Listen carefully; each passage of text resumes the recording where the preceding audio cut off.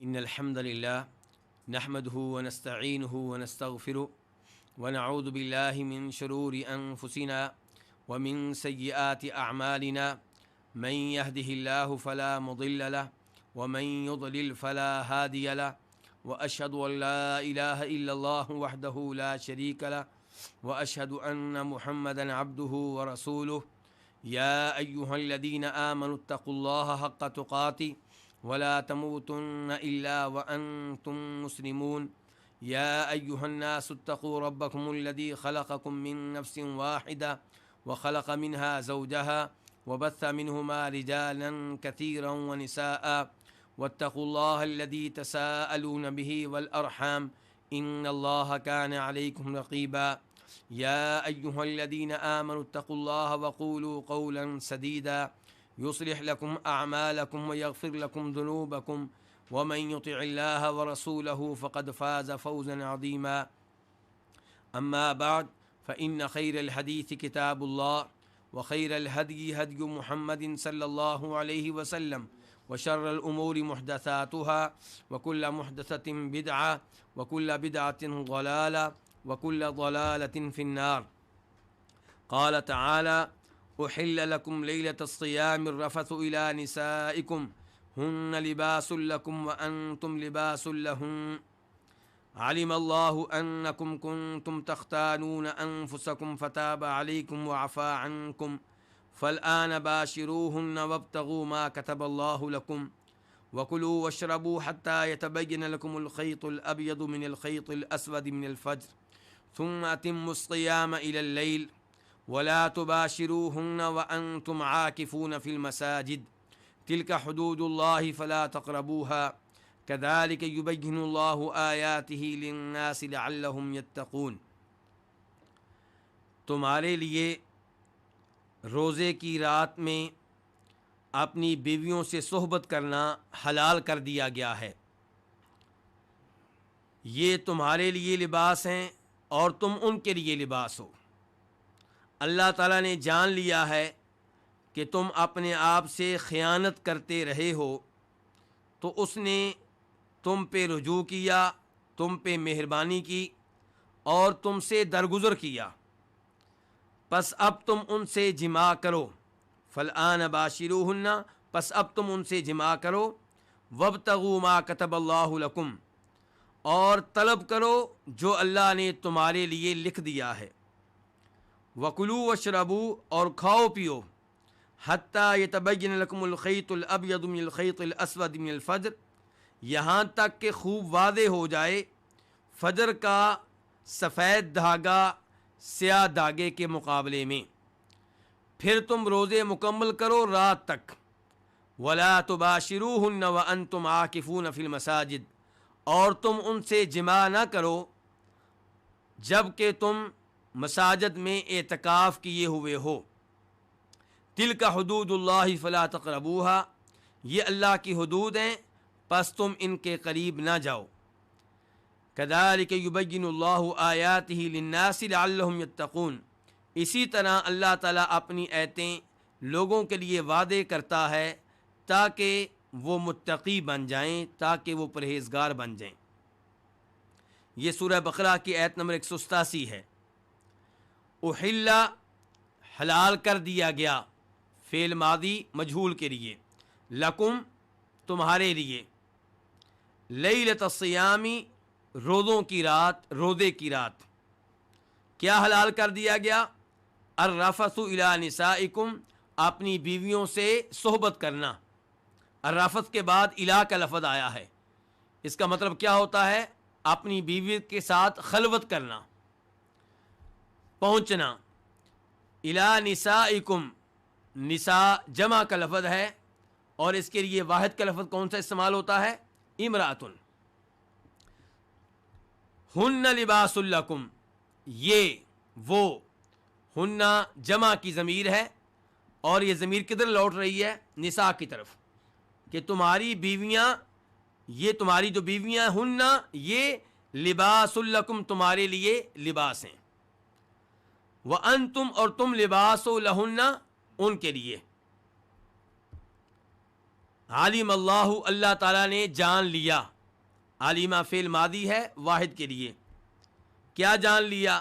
یہ جان لیا کہ انکم کنتم تختانون انفسکم، کہ تم اپنے آپ سے خیانت کرتے تھے. کنتم تم تھے، جمع کے لیے ہے. تختانون تم خیانت کرتے رہے، تم خیانت کرتے ہو، فعل مضارع ہے جمع کے لیے ہے. انفسکم اپنے آپ سے، انفس کس کی جمع ہے؟ نفس کی جمع ہے. فتاب علیکم، تابہ فعل ماضی واحد کے لیے اس نے کیا کیا؟ رجوع کیا، مہربانی کی. علیکم تم پہ. وعفا عنکم، عفا فعل ماضی واحد کے لیے درگزر کیا، عنکم تم سے. فالآن یہ ظرف زمان ہے، کیا معنی ہے اس کا؟ اب. باشروہن، باشرو فعل امر ہے جمع کے لیے، تم مباشرت کرو. مباشرت کا لفظی معنی کیا ہوتا ہے؟ اپنا جسم کسی دوسرے کے جسم سے لگانا. مراد یہاں پہ کیا ہے؟ جماع ہے. باشروہن، اب تم ان سے معاشرت کرو. کن سے؟ اپنی بیویوں سے. وابتغوا یہ بھی فعل امر ہے جمع کے لیے ہے، طلب کرو، تلاش کرو. ما اسم موصول ہے الذی کے معنی میں، اس چیز کو تلاش کرو جو اللہ نے تمہارے لیے لکھ دی ہے. کتبہ فعل ماضی واحد کے لیے لکھ دی، لکم تمہارے لیے. وکلو یہ بھی فعل امر ہے جمع کے لیے کھاؤ. اشربو فعل امر ہے جمع کے لیے پیو. حتیٰ یہاں تک کہ، یتبینہ خوب ظاہر ہو جائے، خوب واضح ہو جائے، فعل مضارع ہے واحد کے لیے. لکم تمہارے لیے. الخیط الابیض، خیط کس کو کہتے ہیں؟ دھاگے کو. ابیض سفید، تو الخیط الابیض سفید دھاگا. من الخیط الاسود، الخیط الاسود سیاہ دھاگا. اسود کا معنی کیا ہوتا ہے؟ سیاہ. من الفجری، یہ من جو ہے بیانیہ ہے، کس کا بیان ہے؟ الخیط الابیض کا، یعنی کہ سفید دھاگا. کون سا سفید دھاگا؟ فجر کا سفید دھاگا. تو مراد کیا ہے؟ صبح کی سفیدی. فجر سے مراد کون سی فجر ہے؟ فجر صادق. ثم اتموا الصیام الی اللیل، ثم پھر، اتموا تم مکمل کرو، یہ بھی فعل امر ہے جمع کے لیے. الصیام روزہ، الی اللیل رات تک. ولا تباشروہن یہاں مباشرت سے روک دیا گیا. لا تباشرو تم مباشرت نہ کرو، تو لا نہیں کے لیے ہے، اور تباشرو یہ کیا ہے؟ جمع کے لیے. ولا تباشروہن تم ان سے مباشرت نہ کرو. کن سے؟ اپنی بیویوں سے. وانتم یہ واو حالیہ ہے، اس حال میں جب کہ، انتم تم جمع کے لیے. عاکفون عاکف کی جمع ہے. عاکف کیا ہے؟ اسم فاعل، اعتکاف کرنے والا. عاکفون اعتکاف کرنے والے. فی المساجد کہاں؟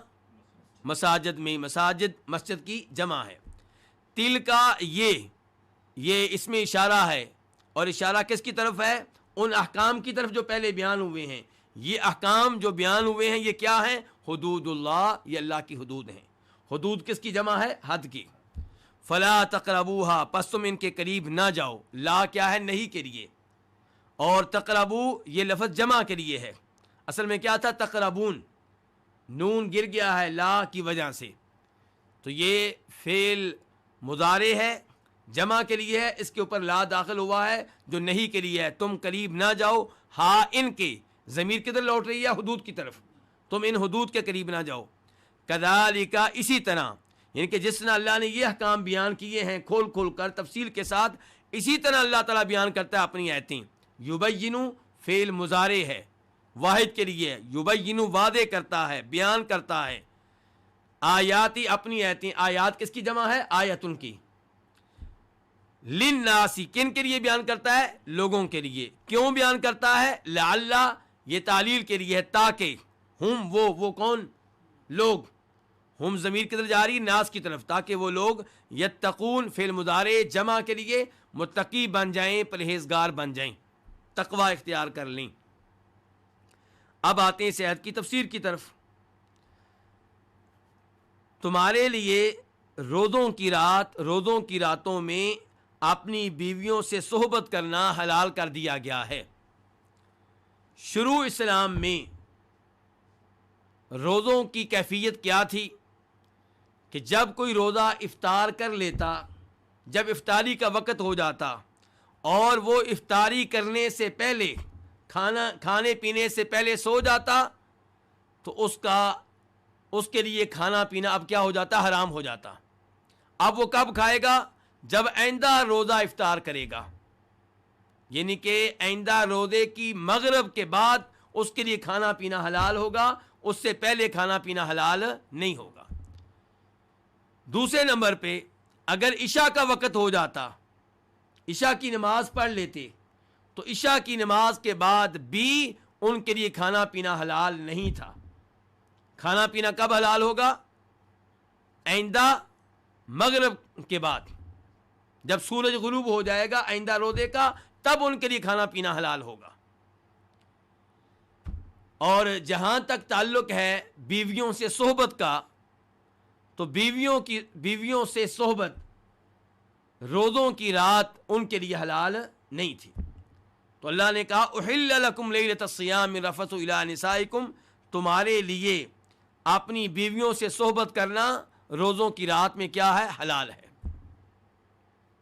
برا بن عازب کہتے ہیں اس روایت میں جسے امام بخاری اپنی صحیح میں لے کر آئے ہیں کہ نبی علیہ الصلوۃ والسلام کے صحابہ کرام جب روزہ رکھا کرتے تھے تو روزہ رکھ کر جب افطاری کا وقت ہو جاتا اور وہ افطاری کرنے سے پہلے سو جاتے تو اب پوری رات ان کے لیے کھانا پینا حلال نہ ہوتا، آئندہ دن میں بھی ان کے لیے کھانے پینے کی اجازت نہ ہوتی، یہاں تک کہ آئندہ دن کی مغرب ہو جاتی۔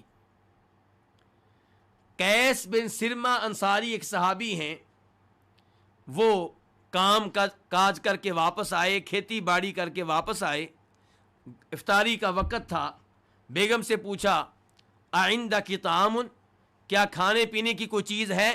بیگم نے کہا کہ میرے پاس کچھ نہیں ہے، لیکن میں جاتی ہوں اور تلاش کرتی ہوں، لوگوں سے رابطہ کرتی ہوں، شاید آپ کے لیے کوئی چیز مل جائے۔ بیگم چلی گئی۔ یہ صحابی کون سے؟ قیس بن سرمہ انصاری تھکے ہوئے تھے، بیگم کے جانے کے بعد لیٹ گئے اور ان کی آنکھ لگ گئی۔ جب بیگم واپس آئی تو دیکھا خامن سوئے ہوئے ہیں، افسوس کا اظہار کیا۔ اب ان کے لیے کھانا پینا جائز نہیں تھا۔ آئندہ دن کا روزہ شروع ہو گیا۔ جب آئندہ دن آدھا گزر گیا تو بھوک کی وجہ سے، کمزوری کی وجہ سے ان پہ غشی طاری ہو گئی۔ یہ بات نبی علیہ الصلوۃ والسلام کو بتائی گئی، تب یہ آیت نازل ہوئی احل لکم لیلۃ الصیام الرفث الی نسائکم، کہ تمہارے لیے اپنی بیویوں سے صحبت کرنا حلال کر دیا گیا ہے۔ کب؟ روزے کی رات۔ تو سوال پیدا ہوتا ہے اس کا قیس بن سرمہ کے معاملے سے کیا تعلق ہے؟ معاملہ تو کھانے کا تھا اور اجازت کس کی دی گئی ہے؟ مباشرت کی، صحبت کی، جماع کی۔ تو برا بن عازب اسی روایت میں کہتے ہیں کہ یہ حصہ بھی نازل ہوا احل لکم لیلۃ الصیام الرفث الی نسائکم، تو صحابہ کرام اس پہ بہت خوش ہوئے، اور یہ حصہ بھی نازل ہوا کہ وَكُلُوا وَاشْرَبُوا حَتَّى يَتَبَيَّنَ لَكُمُ الْخَيْطُ الْأَبْيَضُ مِنَ الْخَيْطِ الْأَسْوَدِ، کہ کھاؤ پیو یہاں تک کہ تمہارے لیے خوب واضح ہو جائے فجر کا سفید دھاگا سیاہ دھاگے کے مقابلے میں۔ تو اب صحابہ کرام کو مغرب سے لے کر فجر تک بیویوں سے صحبت کرنے کی اجازت بھی مل گئی اور کھانے پینے کی اجازت بھی مل گئی۔ تو اللہ تعالیٰ کہتے ہیں احل لکم لیلۃ الصیام الرفث الی نسائکم، کہ تمہارے لیے اپنی بیویوں سے صحبت کرنا حلال کر دیا گیا۔ کب؟ لیلۃ الصیام، روزوں کی رات۔ ہن لباس لکم وانتم لباس لہن، وہ تمہارے لیے لباس ہے، تم ان کے لیے لباس ہو۔ یہ جملہ گویا کہ تعلیل ہے پچھلے جملے کی، کہ تمہیں روزوں کی رات اپنی بیویوں سے صحبت کرنے کی اجازت کیوں ملی؟ وجہ کیا ہے؟ سبب کیا ہے؟ کہ تمہاری بیویاں تمہارے لیے لباس اور تم ان کے لیے لباس۔ تو لباس کو صحب لباس سے الگ کرنا، جدا کرنا، یہ مشکل ہے، اور یہ صاحب لباس پہ مشکل گزرے گا، شاق گزرے گا، تو تمہارا اور بیویوں کا آپس میں تعلق ایسا ہے، اس لیے اللہ رب العزت نے تمہیں اپنی بیویوں سے صحبت کرنے کی اجازت دی ہے، کیونکہ وہ تمہارے لیے لباس ہیں اور تم ان کے لیے لباس ہو۔ اور اس جملے سے ہمیں یہ مسئلہ بھی معلوم ہوا کہ میاں بیوی کے مابین کوئی پردہ نہیں ہے۔ کئی لوگ پبلک کے سامنے یہ مسئلہ بیان کرتے ہیں کہ خاوند بھی اپنی بیوی کی شرمگاہ نہیں دیکھ سکتا اور بیوی اپنے خاوند کی شرمگاہ نہیں دیکھ سکتی، اور اس بارے میں ایک روایت بیان کی جاتی ہے جسے امام ابن ماجہ اپنی سنن میں لے کر آئے ہیں، لیکن وہ روایت ضعیف ہے، ناقابل اعتبار ہے، ناقابل اعتماد ہے۔ صحیح بات یہ ہے کہ میاں بیوی کے مابین کوئی پردہ نہیں ہے، اور اس امر کی تائید کئی احادیث سے ہوتی ہے۔ مثال کے طور پہ وہ احادیث جنہیں امام بخاری اور امام مسلم وغیرہ روایت کرتے ہیں، جن سے پتہ چلتا ہے کہ نبی علیہ الصلوۃ والسلام اور آپ کی بیویاں ایک ہی برتن سے ایک ساتھ غسل کیا کرتے تھے۔ تو اس سے کیا پتہ چلا کہ میاں بیوی کے مابین کوئی پردہ نہیں ہے۔ علم اللہ انکم کنتم تختانون انفسکم فتاب علیکم، اللہ تعالیٰ نے جان لیا ہے کہ تم اپنے آپ سے خیانت کرتے تھے۔ جب بیوی سے صحبت کرنا جائز نہیں تھا، روزوں کی رات میں بیوی سے صحبت کرنا جائز نہیں تھا، ان ایام میں بیوی سے صحبت کرنا یہ خیانت تھی۔ کس سے؟ اپنے آپ سے، کیونکہ جب آپ گناہ کرتے ہیں تو سزا کس کو ملے گی؟ اسی جسم کو ملے گی۔ تو یہ گناہ کرنا اپنے جسم سے خیانت ہے، یہ جسم آپ کے پاس امانت ہے۔ تو اللہ نے جان لیا ہے کہ تم خیانت کر رہے تھے، تو کیا اللہ کو پہلے سے معلوم نہیں تھا؟ پہلے سے اللہ یہ جانتے تھے کہ تم یہ کام کرو گے، اب اللہ نے جان لیا ہے کہ تم نے یہ کام کیا ہے اور کر رہے ہو، تو فرمایا اللہ نے جان لیا ہے کہ تم اپنے آپ سے خیانت کر رہے تھے، یعنی کہ روزوں کی رات تم اپنی بیویوں سے صحبت کر رہے تھے۔ جن صحابہ کرام نے روزوں کی رات اپنی بیویوں سے صحبت کی، ان میں سے ایک نام کن کا ہے؟ جناب عمر فاروق کا۔ خود انہوں نے نبی علیہ الصلوۃ والسلام کے سامنے یہ بات رکھی کہ اللہ کے رسول مجھ سے یہ غلطی ہوئی ہے۔ تو کئی صحابہ کرام سے یہ غلطی ہوئی، فتاب علیکم، تو اللہ کہتے ہیں کہ پھر اللہ نے تمہارے اوپر مہربانی کی، اللہ نے تمہارے اوپر رجوع کیا، وعفا عنکم، اور تم سے درگزر کیا، تمہاری اس غلطی کو نظر انداز کیا، تمہاری اس غلطی کو معاف کیا، اور رجوع کرتے ہوئے اللہ نے کیا اعلان کیا؟ فالآن باشروہن، کہ اب تم اپنی بیویوں سے مباشرت کرو۔ تو کیا بیویوں سے مباشرت واجب ہے؟ باشرو یہ لفظ آرڈر کا لفظ ہے، اور اصول یہ ہے کہ فعل امر جو ہے، امر کا لفظ یہ وجوب پہ دلالت کرتا ہے۔ جب اللہ تعالیٰ حکم دیں، اس کا مطلب یہ ہے کہ اس حکم پہ عمل کرنا واجب ہے، ضروری ہے، لازمی ہے۔ عام طور پہ اصول یہی ہے، لیکن جب کوئی قرینہ مل جائے، کوئی دلیل مل جائے جس سے پتہ چلے کہ لفظ اگرچہ امر کا استعمال ہوا ہے، آرڈر کا استعمال ہوا ہے، لیکن وہ وجوب کے لیے نہیں ہے، تو وہاں پہ وہ معنی لیا جائے گا جو اس سیاق و سباق میں معلوم ہو رہا ہوگا۔ یہاں پہ سیاق و سباق کیا ہے کہ پہلے مباشرت کیا تھی؟ ممنوع تھی۔ اب اللہ تعالیٰ کہتے ہیں کہ ان سے مباشرت کرو، اس کا مطلب یہ ہے کہ اب مباشرت کیا ہے؟ جائز ہے، واجب نہیں ہے۔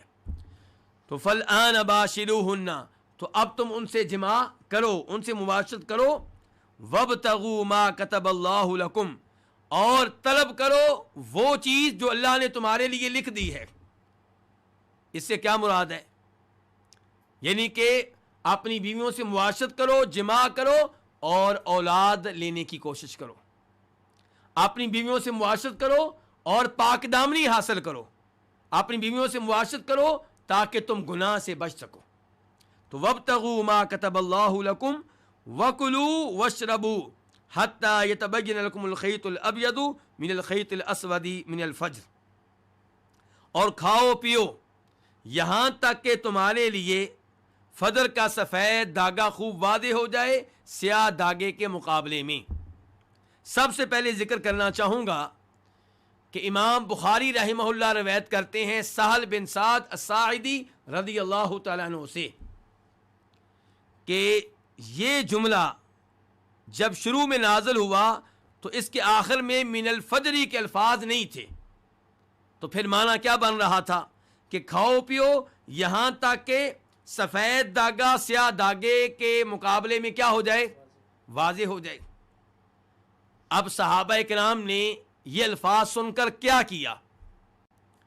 سعد بن سعد الساعدی کہتے ہیں کہ کئی صحابہ کرام جب روزے کی حالت میں ہوتے تو وہ اپنی ٹانگوں کے ساتھ سفید داغا اور سیاہ داغا باندھ لیتے اور رات چیک کرتے رہتے کہ سفید داغا نظر آنا شروع ہوا ہے یا نہیں۔ جب تک سفید داغا نظر آنا شروع نہیں ہوتا تھا تب تک وہ سمجھتے کہ کھانا پینا جائز ہے، اور جب سفید داغا نظر آنا شروع ہو جاتا وہ کہتے کہ اب کھانے پینے کا وقت ختم ہوا۔ تو اللہ رب العزت نے تب یہ الفاظ نازل کیے من الفجری کہ کھاؤ پیو یہاں تک کہ تمہارے لیے واضح ہو جائے سفید داغا۔ کون سا سفید داغا؟ من الفجری، فجر کا۔ تو اب پتا چلا کہ خیط الابیض سے کیا مراد ہے؟ فجر کی سفیدی مراد ہے۔ فجر کی خیط الابیض سے مراد داغا نہیں ہے بلکہ صبح کی سفیدی مراد ہے، اور الخیط الاسود سے مراد سیاہ داغا نہیں ہے بلکہ رات کی تاریکی مراد ہے۔ اس حدیث سے، اس روایت سے یہ پتا چلا کہ قرآن حکیم صحیح معنوں میں سمجھنے کے لیے صرف عربی زبان کافی نہیں ہے۔ قرآن کریم سمجھنے کے لیے عربی زبان کی اہمیت بہت زیادہ ہے۔ جو عربی زبان نہیں جانتا وہ صحیح معنوں میں قرآن پاک نہیں سمجھ سکتا، لیکن اس کا مطلب یہ نہیں ہے کہ ہر وہ آدمی جو عربی زبان جانتا ہے وہ قرآن کریم کو صحیح معنوں میں سمجھ سکتا ہے، بلکہ عربی زبان سے پہلے نبی علیہ الصلوۃ والسلام کی احادیث جاننا ضروری ہے تاکہ آپ قرآن کریم کی تفسیر صحیح معنوں میں جان سکیں اور گمراہی سے اور غلطیوں سے محفوظ رہ سکیں۔ جن لوگوں نے نبی علیہ الصلوۃ والسلام کی احادیث پہ اعتماد نہیں کیا وہ لوگ قرآن کریم کی تفسیر میں اور قرآن کریم سے احکام و مسائل کے اخذ کرنے میں غلطی کرتے ہیں، اور اس کی واضح طور پہ مثالیں کون ہیں؟ حمید الدین فراہی، امین احسن اصلاحی، اور آج کل ان کے شاگرد جاوید احمد غامدی۔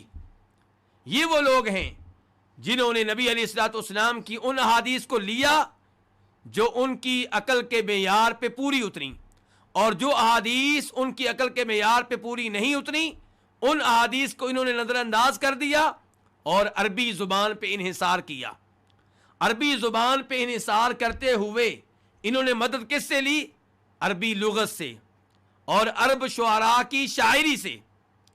عرب شعراء کی شاعری کو بنیاد بنایا قرآن کریم کی آیات کو سمجھنے میں، اور عرب شعراء کی شاعری سے مدد لینا قرآن کریم سمجھنے کے لیے معیوب نہیں ہے، بلکہ عربی زبان جیسا کہ پہلے گزارش کر چکا ہوں اس کا بہت بڑا کردار ہے قرآن کریم کے سمجھنے میں، کیونکہ قرآن عربوں کی زبان میں نازل ہوا ہے۔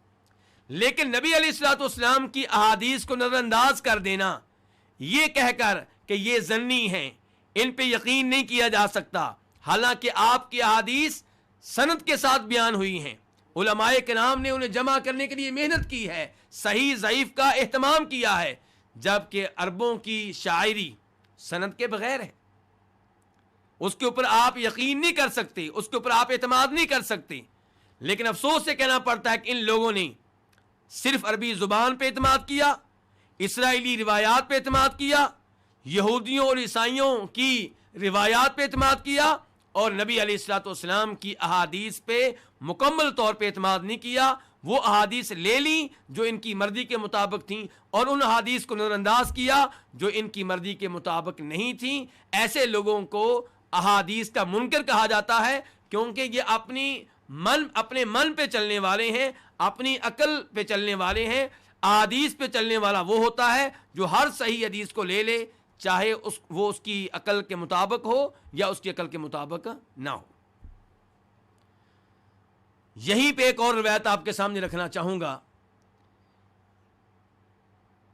جناب عدی بن حاتم الطائی وہ روایت کرتے ہیں کہ جب میں نے یہ آیت سنی تو اس کے اوپر عمل کیسے کیا کہ میں نے ایک سفید رسی لی اور ایک سیاہ رسی لی اور انہیں اپنے سرہانے کے نیچے رکھ دیا, اور رات بار بار دیکھتا, جائزہ لیتا ان دو رسیوں کا کہ کیا سفید رسی سیاہ رسی کے مقابلے میں واضح طور پہ نظر آنا شروع ہوئی ہے یا نہیں ہوئی. صبح میں نے یہ عمل نبی علیہ الصلوۃ والسلام کے سامنے رکھا تو آپ نے وعدے کیا کہ الخیط الابیض سے مراد صبح کی سفیدی ہے اور الخیط الاسود سے مراد رات کی تاریکی ہے. تو آپ دیکھیں کہ عدی بن حاتم کو بھی اس آیت کے سمجھنے میں غلطی لگی. نبی علیہ الصلوۃ والسلام نے سمجھایا کہ یہاں پہ کیا مراد ہے. تو آپ اس روایت سے بھی اندازہ کر سکتے ہیں کہ قرآن کریم کا مطالعہ کرنے والا قرآن کریم کو صحیح معنوں میں سمجھنے کے لیے محتاج ہے کس کا؟ نبی علیہ السلام کی احادیث کا. اور ایسا کیوں نہ ہو, اللہ نے قرآن میں کہہ دیا ہے کہ وَأَنزَلْنَا إِلَيْكَ الذِّكْرَ لِتُبَيِّنَ لِلنَّاسِ مَا نُزِّلَ إِلَيْهِمْ. اللہ تعالیٰ کہتے ہیں ہم نے آپ کی طرف ذکر نازل کیا ہے, قرآن نازل کیا ہے, اپنا کلام نازل کیا ہے. کیوں؟ لِتُبَيِّنَ لِلنَّاسِ مَا نُزِّلَ إِلَيْهِمْ, تاکہ آپ اللہ کی طرف سے نازل کردہ اس کلام کی تفسیر کریں, لوگوں کے سامنے اس کی وضاحت رکھیں, لوگوں کے سامنے اس کا بیان رکھیں. تو اللہ رب العزت نے صرف قرآن نازل نہیں کیا, قرآن کے ساتھ اللہ رب العزت نے نبی علیہ الصلوۃ والسلام کو نبی اور رسول مقرر کیا تاکہ آپ قرآن کی وضاحت کریں, قرآن کی تشریح کریں. تو جو آپ کی احادیث اور سنت سے اعراض کرے گا وہ قرآن سمجھنے کے معاملے میں بھی گمراہی کی راہ پہ چلے گا. تو اس کی گمراہی دو طرح سے ہوگی.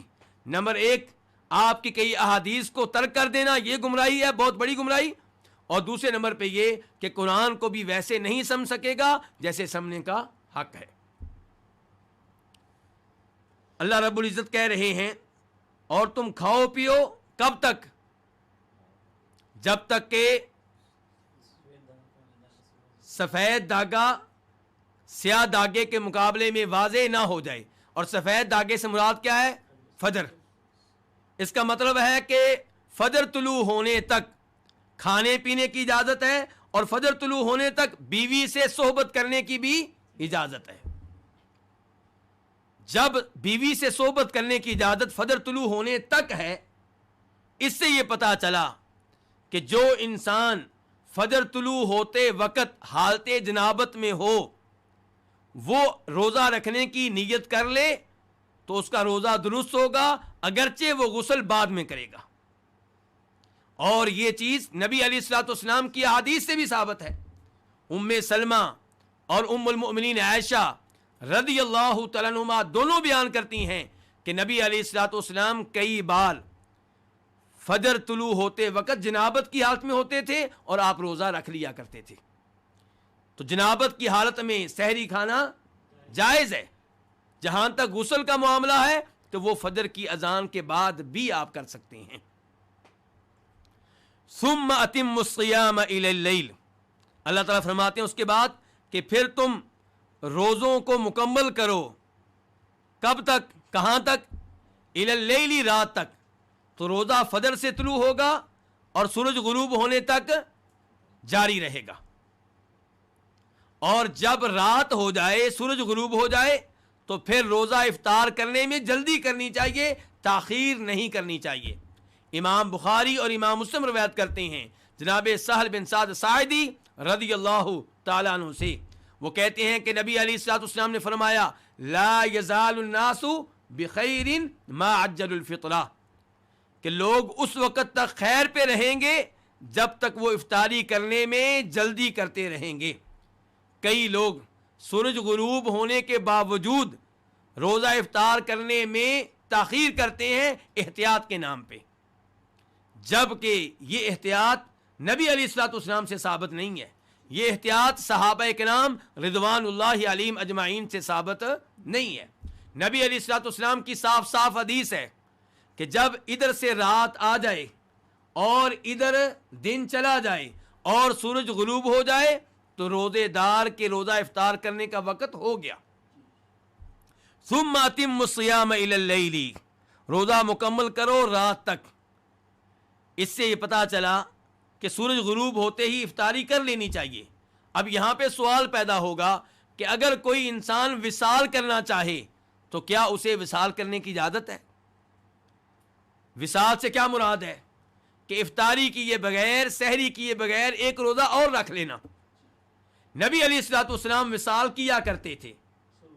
صحابہ کرام رضوان اللہ علیہم اجمعین نے بھی آپ کے اس طریقے پہ عمل کرتے ہوئے وصال کیا، لیکن نبی علیہ الصلوۃ والسلام نے انہیں وصال کرنے سے روکا اور آپ نے بتایا کہ میں اس معاملے میں تمہاری طرح نہیں ہوں، میں اس معاملے میں تم سے مختلف ہوں، تو اس لیے تم وصال نہ کرو. اگر تم میں سے کوئی وصال کرنا چاہتا ہے تو وہ وصال کب تک کرے؟ سحری تک کرے، فجر تک کرے. یعنی کہ اگر تم میں سے کوئی وصال کرنا چاہتا ہے تو وہ مغرب کے وقت کھانے پینے سے گریز کرتا ہے تو شریعت کی طرف سے اجازت ہے. یہ اجازت کب تک ہے؟ فجر تک. فجر طلوع ہونے سے پہلے وہ سحری کرے اور اس کا وصال فجر تک ہونا چاہیے. فجر کے بعد یا فجر تک مسلسل وصال جاری رکھنا یہ درست نہیں ہے. ثم اتم الصیام الی اللیل، اللہ تعالیٰ کہہ رہے ہیں روزے کو مکمل کرو کب تک؟ رات تک. ولا تباشروہن وانتم عاکفون فی المساجد، اور ان سے، کن سے؟ بیویوں سے. اپنی بیویوں سے مباشرت اس حال میں نہ کرو کہ تم مسجدوں میں اعتکاف کیے ہوئے ہو. اللہ رب العزت نے پہلے کہا تھا فالآن باشروہن، کہ اب تمہیں بیویوں سے مباشرت کرنے کی اجازت دی جا رہی ہے.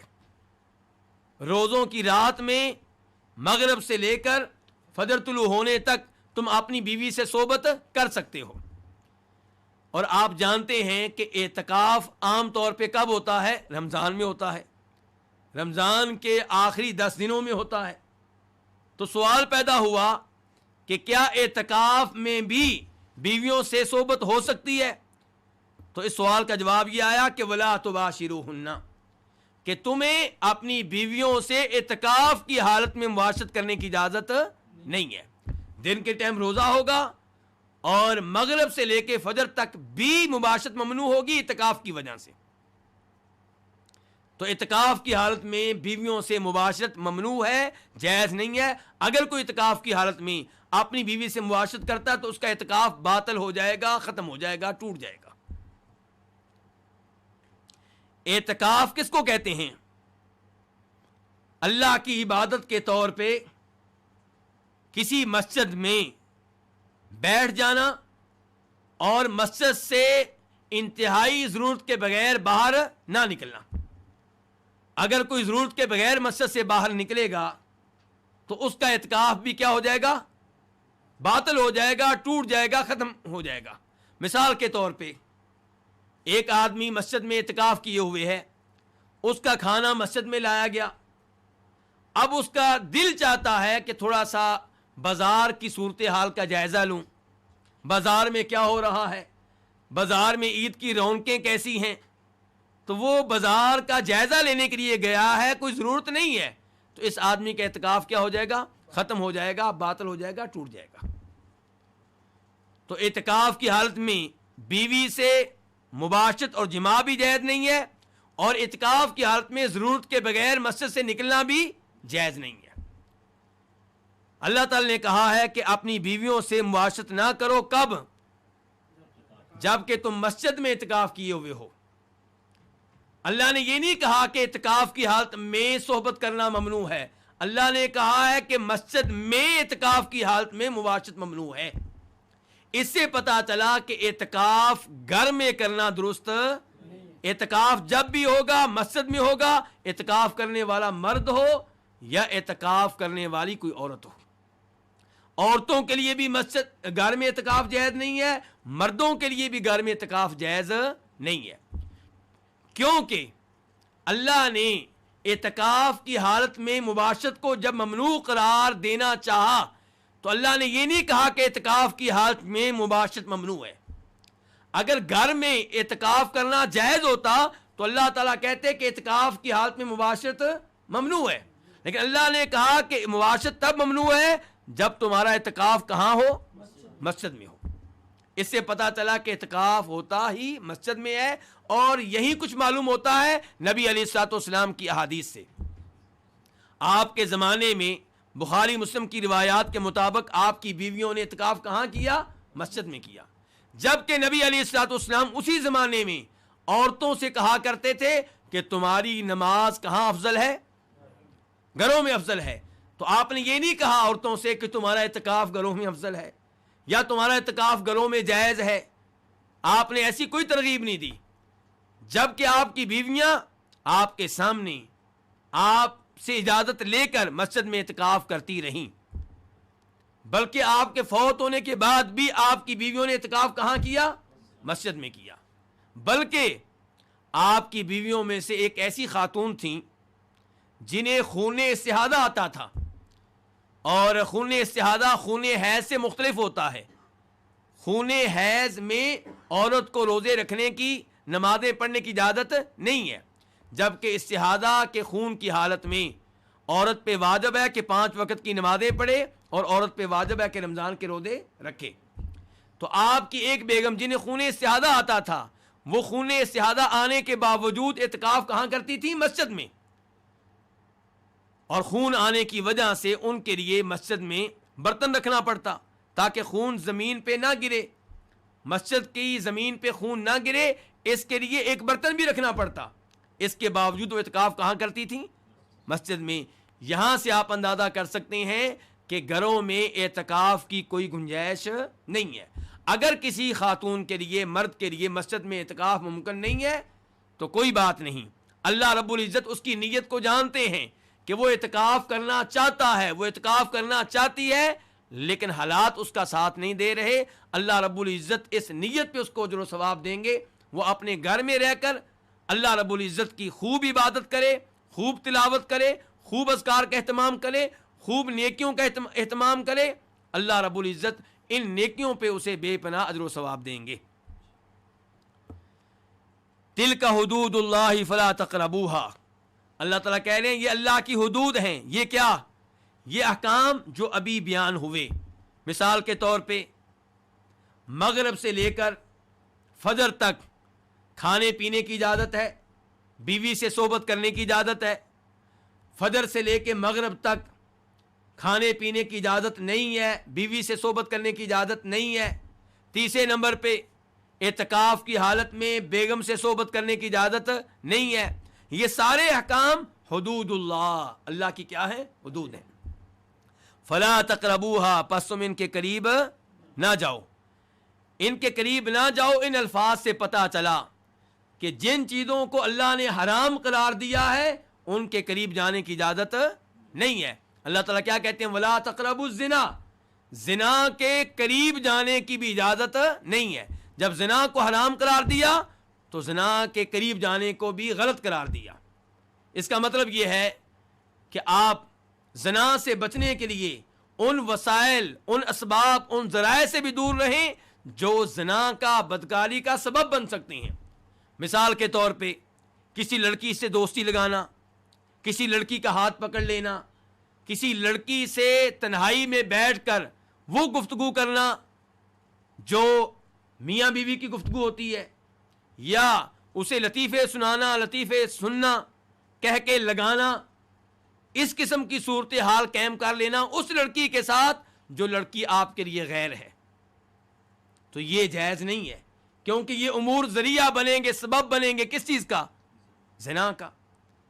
ایسے ہی کسی ایسے ادارے میں تعلیم لینا جہاں پہ اختلاط ہو، لڑکیاں اور لڑکے ایک ساتھ بیٹھتے ہوں، ماحول ایسا ہو جس ماحول میں آپ کو لگ رہا ہو کہ میں زنا میں واقع ہو سکتا ہوں، تو ایسے ماحول سے بچیں. تو تلک حدود اللہ فلا تقربوہا، یہ اللہ کی حدود ہیں تو تم ان کے قریب نہ جاؤ. کذالک یبین اللہ آیاتہ للناس لعلہم یتقون. اسی طرح اللہ تعالیٰ اپنی آیتیں وعدے کرتا ہے لوگوں کے لیے. جیسے اللہ نے یہ احکام وعدے کیے ہیں, اللہ تعالیٰ ایسے ہی اپنی آیتیں لوگوں کے لیے وعدے کرتا ہے. کیوں اللہ تعالیٰ وعدے کرتا ہے؟ اللہ تعالیٰ یہ احکام کھول کر کیوں بیان کرتا ہے؟ لعلہم یتقون, تاکہ وہ کیا بن جائیں. اس سے پتہ چلا کہ علم تقوی کا سبب ہے. اللہ تعالیٰ اپنی آیتیں وعدے کرتا ہے لوگوں کے لیے, کیا ہوا؟ یہ علم ہوا. تو جس کے پاس علم ہوگا وہ تقوی اختیار کرے گا, جو علم لے گا وہ متقی بن جائے گا. اس سے پتہ چلا کہ متقی بننے کے لیے علم لینا چاہیے, متقی بننے کے لیے ان اسباب کو اختیار کرنا چاہیے جن اسباب کو اپنانے سے انسان میں تقوی آ سکتا ہے, پرہیزگاری آ سکتی ہے. تو اللہ تعالیٰ اسی طرح اپنی آیتیں لوگوں کے لیے وعدے کرتا ہے لعلہم یتقون, تاکہ وہ متقی بن جائیں. متقی بن جائیں, اللہ سے ڈرنے والے بن جائیں, حرام چیزوں سے دور رہنے والے بن جائیں, جہنم کی آگ سے بچنے والے بن جائیں, گناہوں سے دور رہنے والے بن جائیں. اس کے بعد آیت نمبر 188 اللہ تعالیٰ فرماتے ہیں وَلَا تَأْكُلُوا أَمْوَالَكُمْ بَيْنَكُمْ بِالْبَاطِلِ وَتُدْلُوا بِهَا إِلَى الْحُكَّامِ لِتَأْكُلُوا فَرِيقًا مِّنْ أَمْوَالِ النَّاسِ بِالْإِثْمِ وَأَنْتُمْ تَعْلَمُونَ. اور تم اپنے مال آپس میں باطل طریقے سے نہ کھاؤ, اور تم وَتُدْلُوا بِهَا إِلَى الْحُكَّامِ, اور تم ان اموال کو حکمرانوں کی طرف لے کر نہ جاؤ تاکہ تم لوگوں کے مال کا ایک حصہ گناہ کے ساتھ کھاؤ. وَأَنْتُمْ تَعْلَمُونَ, جب کہ تم جانتے ہو. وَلَا تَأْكُلُوا, لا نہیں کے لیے ہے, منع کرنے کے لیے ہے. تَأْكُلُوا یہ فعل مضارع ہے, اصل میں کیا تھا؟ تأکلون, نون لا کی وجہ سے گر گیا ہے. فعل مضارع جمع کے لیے, اب معنی کیا ہو گیا کہ تم نہ کھاؤ. کیا نہ کھاؤ؟ اموالکم, اپنے مال. اموال کس کی جمع ہے؟ مال کی. بینکم, آپس میں. بالباطلی, کس طریقے سے؟ باطل طریقے سے, ناجائز طریقے سے, ناحق طریقے سے. وَتُدْلُوا بِهَا, تدلو یہ اصل میں کیا تھا؟ تدلون, نون کے ساتھ تھا. نون کہاں گیا؟ نون گر گیا. کیوں گر گیا؟ کیونکہ تدلو کا عطف ہے کس کے اوپر؟ تاکلو کے اوپر. تو جیسے تاکلو سے پہلے لا ہے, ایسے ہی تدلو سے پہلے بھی لا ہے جو کہ مقدر ہے کہ ولا تدلو بہا الی الحکام, اور نہ ہی تم ان اموال کو حکمرانوں کے پاس لے کر جاؤ. تدلو لفظ جو ہے یہ ادلا یدلی سے ہے, اور ادلا یدلی دلون سے ہے, ڈول سے. ادلا دلوہو, اس نے اپنا ڈول لٹکایا. کہاں لٹکایا؟ کنویں وغیرہ میں. کیوں لٹکاتے ہیں ڈول؟ پانی نکالنے کے لیے. تو ڈول لٹکانے کا مقصد کیا ہے؟ پانی تک پہنچنا. تو ادلا یدلی یہ پہنچنے کا, پہنچانے کا معنی دیتا ہے, لے جانے کا معنی دیتا ہے. تو ولا تدلوا بها الحکام, تم ان اموال کو حکمرانوں تک لے کر نہ جاؤ, تم یہ اموال حکمرانوں تک نہ پہنچاؤ. بہا, ہا کی ضمیر کدھر جا رہی ہے؟ کدھر لوٹ رہی ہے؟ اموال کی طرف. الی الحکام, حکام کس کی جمع ہے؟ حاکم کی.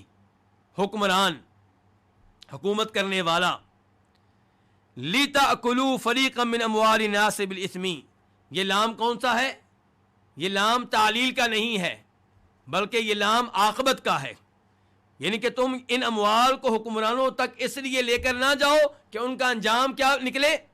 ان کا انجام یہ نکلے کہ تم کھاؤ لوگوں کے مال کا ایک حصہ گناہ کے ساتھ. تاکلو یہ کیا ہے؟ فعل مضارع جمع کے لیے, اصل میں کیا تھا؟ تاکلون, تم کھاتے ہو. لتاکلو, تاکہ تم کھاؤ. نون گر گیا کس کی وجہ سے؟ لام کے بعد جو ان مقدر ہوتا ہے اس کی وجہ سے. فریقاً, ایک حصہ, من اموال الناس, لوگوں کے مال کا, بالاسمی, گناہ کے ساتھ. بالاسمی با مصاحبت کے لیے ہے. وَأَنْتُمْ تَعْلَمُونَ, یہ حال ہے, واو حالیہ ہے, اس حال میں کہ تم جانتے ہو. انتم, تم, تعلمون فعل مضارع ہے جمع کے لیے, تم جانتے ہو, تم علم رکھتے ہو. اللہ رب العزت اس آیت میں مسلمانوں کو لوگوں کا مال ناحق طریقے سے کھانے سے روک رہے ہیں. باطل سے مراد ہر وہ طریقہ جو نجائز طریقہ ہو. نجائز طریقے سے کسی کا مال اس پہ قبضہ کر لینا یہ کیا ہے؟ یہ غلط ہے، چاہے وہ راضی ہو. مثال کے طور پہ آپ نے کسی کو قرضہ دیا 1,00,000 روپیہ اور طے یہ کیا کہ واپس کتنا کرو گے؟ 1,05,000 روپیہ. تو یہ 5,000 روپیہ وہ آپ کو اپنی رضا سے دے رہا ہے، خوشی سے دے رہا ہے، وہ راضی ہے اس کے اوپر، لیکن اللہ تعالیٰ اس کے اوپر راضی نہیں ہے. شریعت کے لحاظ سے یہ طریقہ غلط ہے. تو یہ 5,000 روپے کسی کا مال کھانا ہوگا باطل طریقے سے، چاہے وہ راضی ہے. کسی سے بدکاری کرنا، کسی سے زنا کرنا اور اس کے اوپر معاوضہ طے کر لینا. اب کسی سے بدکاری کی گئی اور اسے 5,000 روپیہ دیا گیا. یہ 5,000 روپیہ لینے والا لے رہا ہے باطل طریقے سے، نجائز طریقے سے، چاہے دینے والا راضی ہے. ایسے ہی دیگر وہ تمام طریقے جو نجائز ہیں شریعت کے لحاظ سے، وہ باطل طریقے ہوئے. تو اللہ تعالیٰ کیا کہہ رہے ہیں؟ اپنے مال آپس میں باطل طریقے سے نہ کھاؤ. اپنا مال کوئی باطل طریقے سے کیسے کھاتا ہے؟ یعنی کہ اپنے مسلمان بھائی کے مال کو اپنا مال سمجھو. تو اپنے مسلمان بھائی کا مال ناحق طریقے سے کھانا، نجائز طریقے سے کھانا، غیر شرعی طریقے سے کھانا یہ ممنوع ہے. وَلَا تَأْكُلُوا أَمْوَالَكُمْ بَيْنَكُمْ بِالْبَاطِلِ وَتُدْلُوا بِهَا إِلَى الْحُكَّامِ، اور تم ان اموال کو نہ لے کر جاؤ حکمرانوں کی طرف تاکہ تم لوگوں کے مال کا ایک حصہ گناہ کے ساتھ کھاؤ. اس جملے کا مطلب کیا ہے؟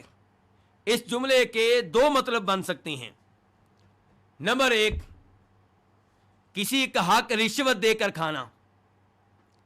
آپ حکمرانوں کو رشوت دیتے ہیں تاکہ کسی کا مال اس پہ آپ قبضہ کر سکیں، کسی کا حق آپ کھا سکیں. رشوت دینا ممنوع ہے. کسی کا حق لینے کے لیے رشوت دینا کیا ہے؟ ممنوع ہے. امام ترمذی رحمہ اللہ روایت کرتے ہیں کہ نبی علیہ الصلوۃ والسلام نے لعنت کیا اس پہ جو رشوت لیتا ہے اور اس پہ بھی جو رشوت دیتا ہے، اور جو ملعون ہوتا ہے وہ اللہ کی رحمت سے دور ہوتا ہے. البتہ رشوت اس لیے دینا تاکہ آپ اپنا حق لے سکیں، کسی کا نہیں، اپنا حق لے سکیں.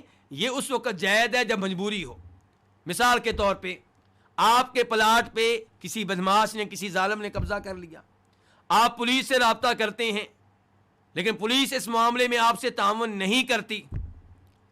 آپ مجبور ہو جاتے ہیں اپنا پلاٹ واپس لینے کے لیے، اپنا مکان واپس لینے کے لیے پولیس کو پیسہ دینے پہ.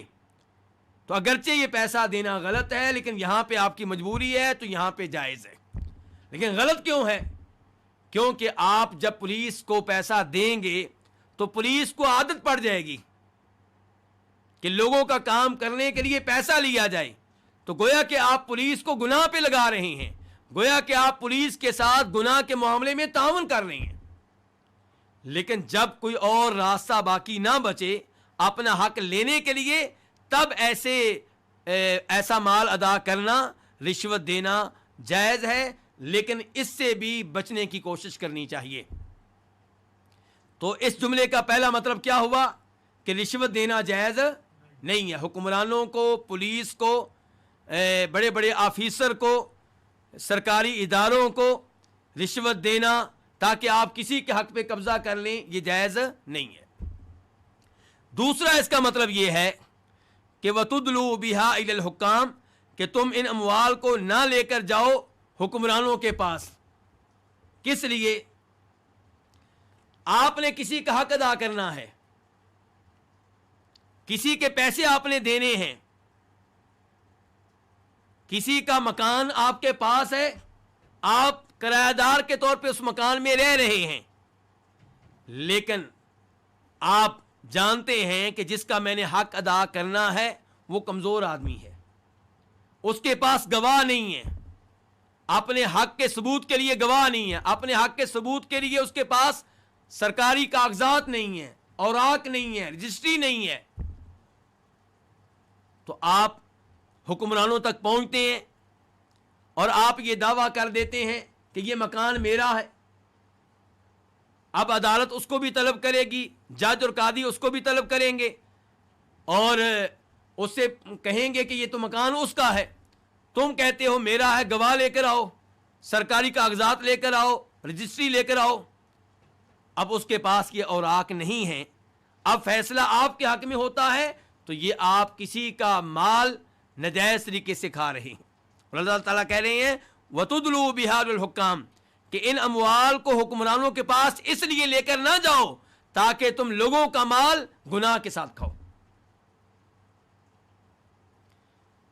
تو ایسے ہی صورتحال ہے اس کی کہ آپ نے کسی کا قرضہ دینا ہے اور آپ جانتے ہیں کہ جب میں نے قرضہ لیا تھا تب کسی کو گواہ مقرر نہیں کیا گیا تھا اور کوئی تحریر بھی لکھی نہیں گئی تھی۔ اب آپ قرض دینے سے انکار کر دیتے ہیں، آپ کو پتا ہے کہ اب معاملہ کہاں پہنچے گا، عدالت میں، قاضی کے پاس، جج کے پاس، حکمران کے پاس۔ اور حکمران کیا کرے گا؟ حکمران مدعی سے کہے گا، جس نے آپ کے خلاف دعویٰ دائر کیا ہے اسے کہے گا گواہ لے کر آؤ۔ وہ کہے گا میرے پاس گواہ نہیں ہے، میرے پاس کوئی تحریر نہیں ہے۔ پھر جج آپ سے کہے گا کہ آپ قسم اٹھائیں کیونکہ آپ مدعا علیہ ہیں، اور آپ تیار ہو جاتے ہیں جھوٹی قسم اٹھانے کے لیے، تو یہ بھی غلط ہے، کیونکہ اللہ تعالیٰ کہتے ہیں وَتُدْلُوا بِهَا إِلَى الْحُكَّامِ لِتَأْكُلُوا فَرِيقًا مِّنْ أَمْوَالِ النَّاسِ بِالْإِثْمِ، اور ان اموال کو حکمرانوں کے پاس، قاضی کے پاس، جج کے پاس، عدالتوں میں اس لیے لے کر نہ جاؤ تاکہ تم لوگوں کے مال کا ایک حصہ گناہ کے ساتھ کھاؤ، جبکہ تم جانتے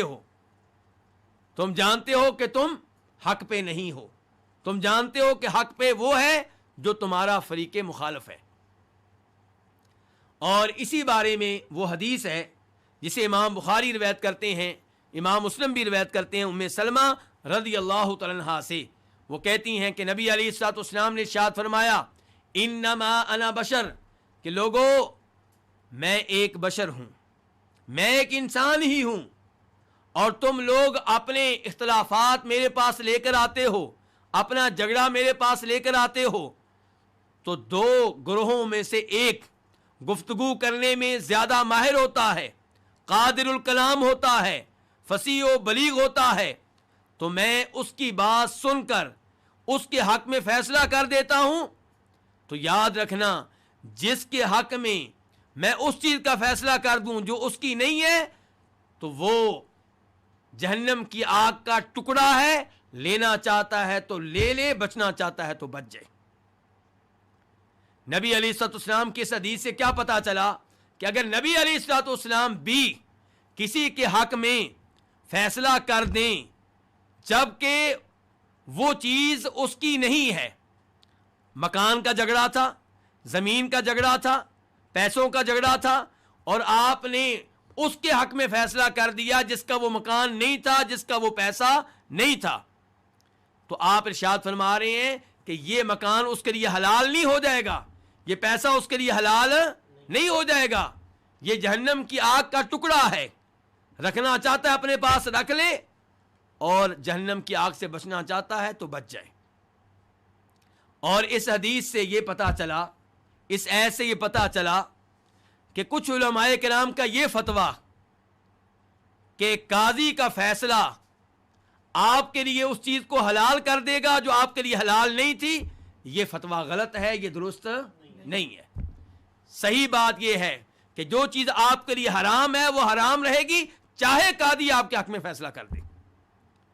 جو لڑکی آپ کی بیگم نہیں ہے وہ آپ کی بیگم نہیں بنے گی، چاہے آپ کی باتوں میں آ کر آپ کے گواہوں کی وجہ سے قاضی یہ فیصلہ کر دے کہ یہ آپ کی بیوی ہے۔ اور افسوس سے کہنا پڑتا ہے کہ کئی علماء کرام نے ایسے فتوے دے رکھے ہیں جن فتووں سے یہ معلوم ہوتا ہے کہ اگر آپ یہ دعویٰ کر دیں کہ یہ لڑکی میری بیوی ہے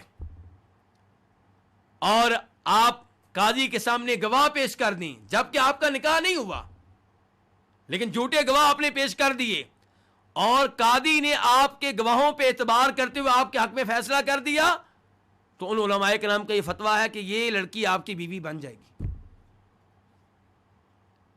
اس فتوے کے نتیجے میں کیا ہوگا؟ یہ آدمی اس لڑکی سے مسلسل کیا کرتا رہے گا؟ زنا کرتا رہے گا، بدکاری کرتا رہے گا، تو اس سے آپ اندازہ لگا سکتے ہیں کہ غلط فتووں کے نتائج کیا برآمد ہوتے ہیں۔ تو اللہ تعالیٰ فرما رہے ہیں وَتُدْلُوا بِهَا لِلْحُكَّامِ، تم ان اموال کو حکمرانوں کے پاس اس لیے لے کر نہ جاؤ تاکہ تم لوگوں کے مال کا ایک حصہ گناہ کے ساتھ کھاؤ، وَأَنْتُمْ تَعْلَمُونَ، جب کہ تم جانتے ہو کہ تم باطل پہ ہو، تمہارا موقف درست نہیں ہے۔